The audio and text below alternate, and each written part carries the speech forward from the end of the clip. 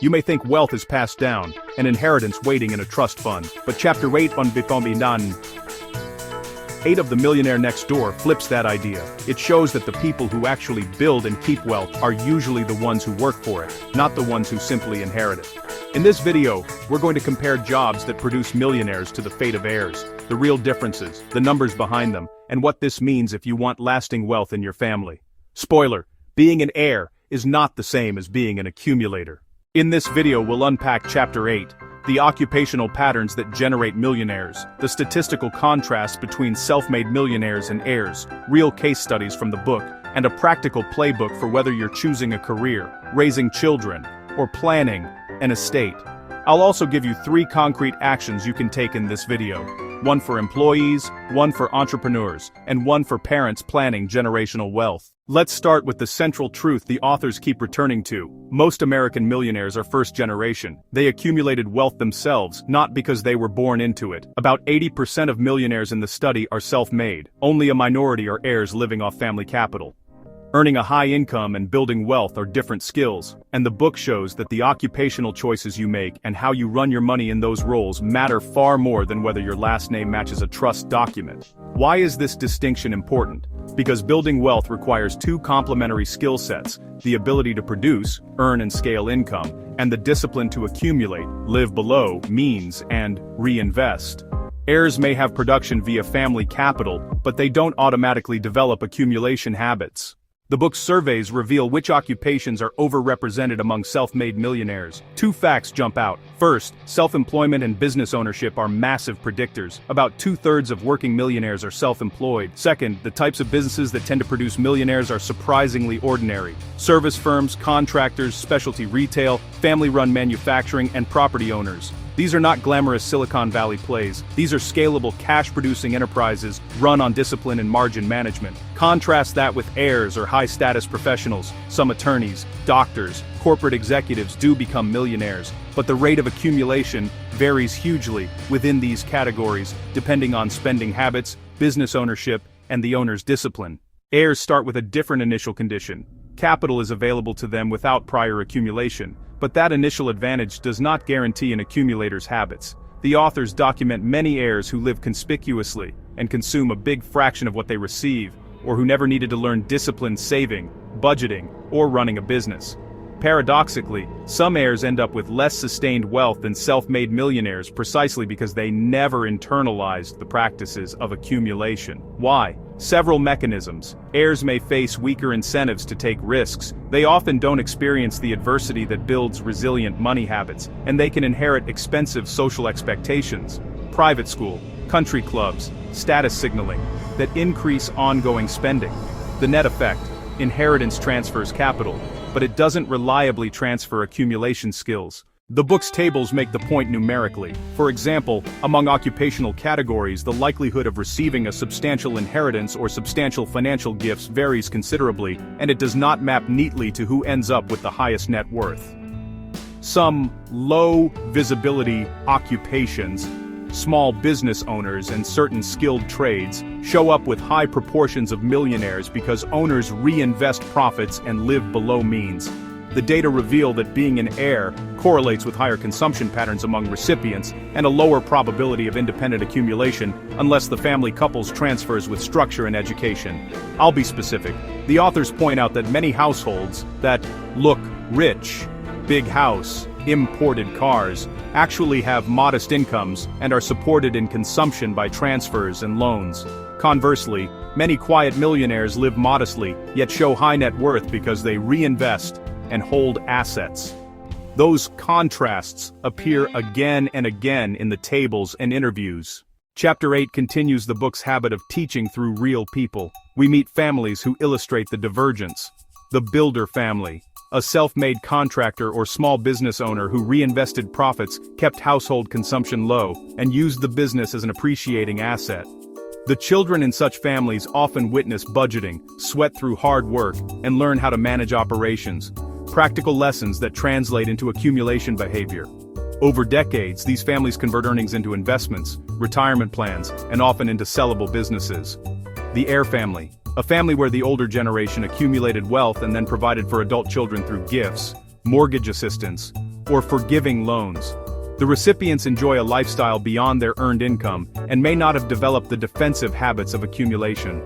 The book tells story after story, where recipients spend the transfers on consumption, or treat them as recurring entitlements, and when transfers slow or stop, the lifestyle is at risk.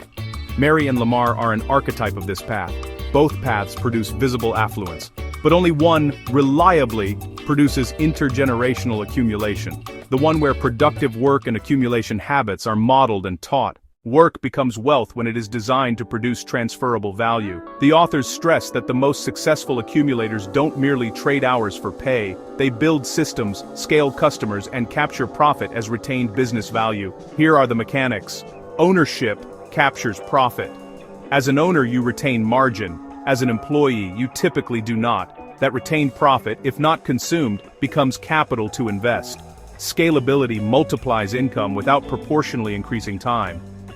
A business with repeat customers or recurring services can convert a small-time investment into larger income streams. Transferability creates a saleable asset. When a business is set up with documented processes, trained staff, and recurring revenue, it becomes a capital asset that can be sold, converting years of operating income into a lump sum asset. Behavioral discipline closes the loop. Owners who practice frugality and automatic reinvestment transform earnings into net worth steadily. In short, treat your job or business not merely as a paycheck generator, but as a vehicle to create durable assets. Important nuance: inheritance does not doom recipients to poor outcomes. The book contains heirs who do become good accumulators, usually because their parents combine transfers with structure, funding education, requiring matching contributions, giving shares of private stock that are not liquid, or establishing trusts with performance conditions. Those mechanisms preserve incentives and often teach responsibility. In other words, capital plus structure plus education are a much higher chance of positive outcomes. So, a parent who wants to create multi-generational wealth should not simply assume that a big transfer is enough. Structure the transfer so it builds capability. Fund education, seed businesses with conditions, create match savings, or use staged trusts that require milestones before payouts. If you're choosing work or coaching children about careers, the book suggests practical heuristics rather than prescriptive job lists. Here's a detailed playbook, broken into choose, design, and operate. Choose favor occupations that allow ownership, recurring revenue, or scalable services. That doesn't mean you must start a tech company. Property ownership, a service franchise, or a specialist trade can all work. Design from day one. Design for transferability. Document processes. Build customer lists, standardize pricing, and move toward recurring contracts. Think, would someone else be willing to buy this business next month? If not, what could make it sellable? Operate. Keep financial defense, live below means, automate savings, and reinvest a meaningful share of profits into the business and into outside investments. Use a simple rule: pay yourself reasonably, but don't spend windfalls. Allocate a fixed percentage of profit to growth and investments. These steps convert a job from a paycheck into a wealth engine, whether you're self-employed or negotiating equity as an employee. Chapter 8 also intersects with estate planning. The authors stress that how you pass wealth matters. An uncounseled large lump sum inheritance often undermines accumulation, while staged transfers, targeted education funding, and trust structures preserve capital and incentives. Practical tools include staged trusts, payouts only after milestones, education completion, employment, business performance. Restricted stock or non-liquid transfers gives heirs exposure to the business without immediate liquidity for consumption. Match requirements: parent contributes if child contributes a fraction, maintains skin in the game. Financial coaching as a condition: require participation in financial literacy courses as a condition of access. Estate planning is not only about taxes or fairness, it's a mechanism to preserve accumulation habits across generations. If you're an employee, negotiate upside, not just salary. Call HR or your manager and ask about equity, profit share, or a bonus tied to measurable recurring revenue. Even a small stake forces alignment with accumulation incentives. If you run a small business, create a one-page transferability checklist now. Spend 15 minutes writing 3 things that would make your business sellable.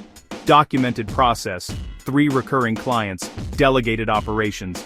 Start with one process to document this week. If you're a parent planning to give, draft a staged gift rule. Open a note and write, "We will fund education fully if child meets GPA X, or we will match business seed funds 1.1 up to Y." Make the rule explicit and share it in writing. These 3 actions are small but directed: upside for employees, transferability for owners, and structure for parents. Let's clear up a few myths the book busts. Myth: I'll inherit enough, I don't need to save. Reality: inheritance is uncertain, and many heirs consume inherited wealth quickly without accumulation habits. Myth: high-status jobs guarantee wealth. Reality: some high-status professions earn a lot but also encourage consumption. Only those who combine income with frugality accumulate. Myth: giving money is always the best way to help descendants. Reality: conditional capability building transfers produce far better long-term results.